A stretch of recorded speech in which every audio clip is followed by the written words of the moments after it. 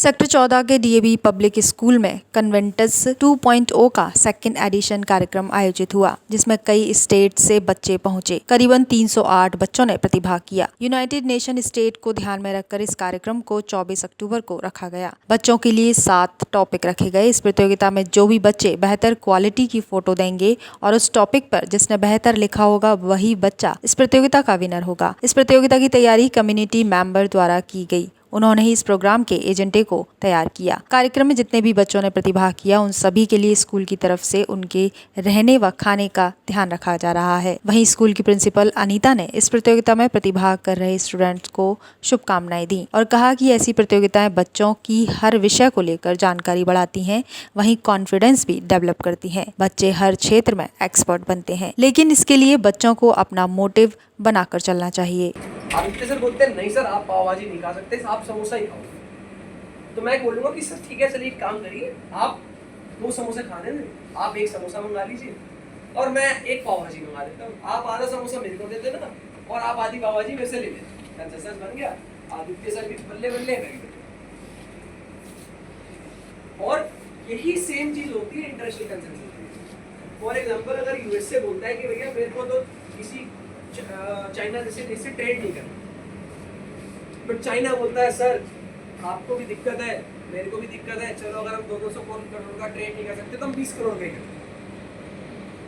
दुश्मनी की दुश्मनी बनी रहेगी और दोस्ती की दोस्ती भी नहीं बनेगी और पैसे का पैसा आ जाएगा, ट्रेड का ट्रेड हो जाएगा। समझ गए? इसको बोलते हैं कंसेंसस में। जो आज आपने कन्वेंशन लिखा सेक्टर 14 आपके डीएवी स्कूल में, ये आज 24 तारीख क्यों रखी? इससे पहले क्यों नहीं कराया G20 का? सर ये हमारा सेकेंड एडिशन है कन्वेंटस 2.0। फर्स्ट हमने लास्ट ईयर 26-27 को किया था। जब हमें लगा कि हम आज का दिन यानी 24 अक्टूबर यूनाइटेड नेशंस डे को सेलिब्रेट कर सकते हैं, तो इसीलिए हमने 24-25 तारीख को रखा। और आप जैसे देख ही रहे हो मॉडल यूनाइटेड नेशंस, तो जितने भी हमारे यहाँ डेलिब्रेशंस चल रहे हैं कमेटी वाइज, सारे एजेंडाज हमने वहीं से लिफ्ट किए हैं। So what better day could it have been than celebrating 20। जो एजेंडे हैं किसने आज ये अप्रूव किए हैं? सर ये एजेंडाज जो हैं हमारे कमेटी मेंबर्स, जो ऑर्गेनाइजिंग कमेटी है along with executive board members, ये लोग इकट्ठे मिल के एजेंडाज फाइनल करते हैं। और हम थोड़ा ये भी देखते हैं कि बाकी स्कूल्स में जो MUN में एजेंडाज पिक हो गए हैं, हम उनको दोबारा रिपीट ना करें। So that is how we pick on certain topics जो अब चल रहे हैं यूनाइटेड नेशंस में, एंड देन वी सेलेक्ट। लगभग कितने एजेंडा में हैं, कितने टॉपिक्स हैं ये आपके सर आइडिया? हमारे यहाँ पे 7 कमिटीज़ हैं, सबके अलग अलग एजेंडाज हैं। इंटरनेशनल प्रेस, जैसे अभी आप घूम रहे थे, आप देख रहे हैं सारे बच्चे कवर कर रहे हैं पूरा इवेंट, और उसके बाद वो हमें बेस्ट ऑफ द पिक्चर्स देंगे, the voices, the opinions that were all around. कार्यक्रम हो रहा है, इसमें लगभग कहाँ से बच्चे और कितने बच्चे हैं, क्या क्या प्रोग्राम है, इस बारे में जानकारी दीजिए। सर आज हमारे यहाँ MUN का ऑर्गेनाइजेशन किया गया है, इसको हम कहते हैं कन्वेंटस 2.0, बिकॉज़ ये सेकेंड एडिशन है हमारा। और इसमें दिल्ली NCR के अलावा जम्मू कश्मीर, इंदौर, गुजरात, वहाँ से भी बच्चे आए हैं। Around 380 students are participating in this event. लगभग कितने 300 स्टूडेंट्स? 380। इसमें लड़कियां भी होंगी? लड़कियां बोथ। अच्छा, इनके रहने और खाने का क्या अरेंजमेंट है? सर जितनी देर प्रोग्राम चलेगा सुबह से लेके उनका इवनिंग टी तक, तो दे आर मतलब breakfast, lunch, evening tea, all is here. But जो बच्चे बाहर से आए हैं, जो जैसे मैंने बताया इंदौर से आए हैं या जम्मू कश्मीर से जो बच्चे आए हैं, जो हमारी जो स्टूडेंट्स ऑर्गेनाइजिंग कमेटी के बच्चों ने जो टैप किया इन बच्चों को, ये जो बच्चे बाहर से आए हैं वो रहे अपने रिलेटिव्स के यहाँ रहे, लेकिन ब्रेकफास्ट से लेके जब तक इवनिंग टी, जब तक हमारे स्कूल में 6-7 बजे तक ये प्रोग्राम है, तब तक सारे मील्स का ध्यान हम ही रख रहे हैं। लगभग आपके यहाँ कितने बच्चे इनके लिए आपने वॉलंटियर लगाए हैं? स्कूल के कितने बच्चे हैं जो इनके लिए गाइड कर रहे हैं इनको? हमारी जो ऑर्गेनाइजिंग टीम है उसमें अराउंड 70 स्टूडेंट्स हैं जो बच्चों को गाइड कर रहे हैं। आपकी जो टीम है, टीचर टीम उनके साथ है?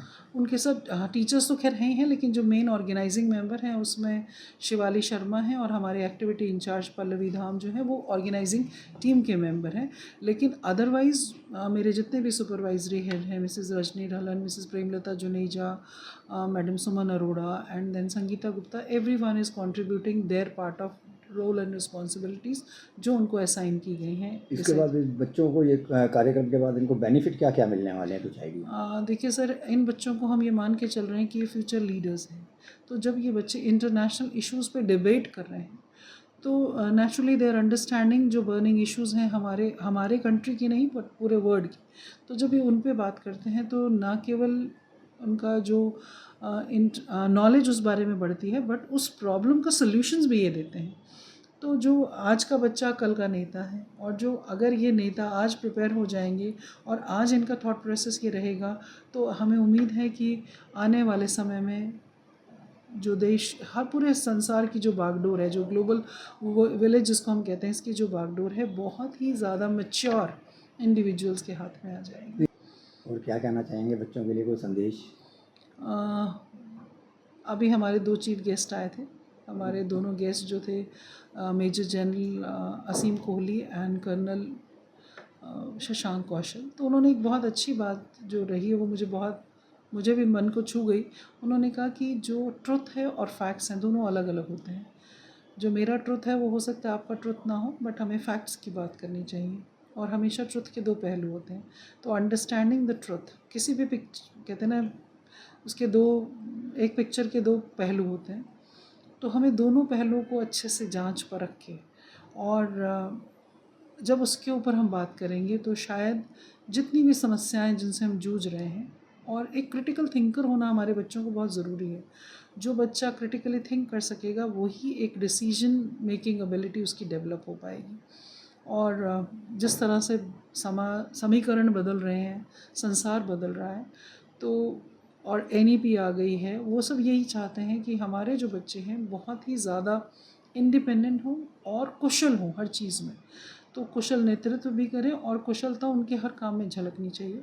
तो जो भी बच्चे, मैं सभी से यही, मेरा सब बच्चों के को ये आग्रह भी है और एक संदेश भी है कि कहते हैं लर्निंग बाय डूइंग। तो जब ये चीज़ें करेंगे तो सीखेंगे, लेकिन जो भी करें सोच समझ के करें, और किसी एक चीज़ को, जैसे कहते हैं, उसके पीछे लग जाएं तो सफलता मिल ही जाएगी।